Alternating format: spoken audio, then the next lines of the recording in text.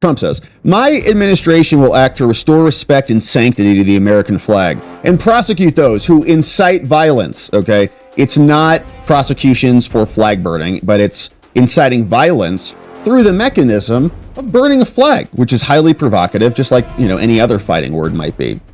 And this is a desecration of this symbol in our country to the fullest extent permissible under any available authority. The Attorney General shall prioritize the enforcement to the fullest extent possible of our nation's criminal and civil laws against acts of American flag desecration that violate applicable, content-neutral laws while causing harm unrelated to expression consistent with the First Amendment.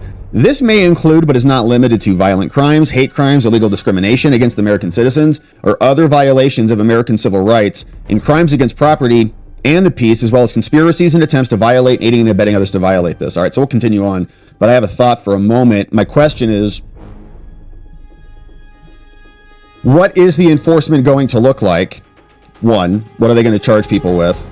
Who's going to bring those prosecutions? So mechanically and procedurally, how is it going to work? Is it going to be federal charges? Are they going to incentivize or encourage local prosecutors to bring these cases somehow, or focus on certain, red districts or whatever? That's one. Number two, can they do it, right? Do they have the enforcement ability to do that? And three, will this be some version of kind of like the Streisand effect, right? If you're like, you can't burn the flag, everybody's going to be like, well, we're just going to burn it anyways. And so maybe there'll be many more people who are out actually burning the flag, saying that if you're going to challenge my right to do it, then I'm going to do it. In fact, I have a lot of that built into my DNA, you know what I mean? And in this environment, would they be able to prosecute all of the people who are burning the flags? Let's say, we're borderline. What's the Supreme Court going to do about that? A lot of this will be litigated.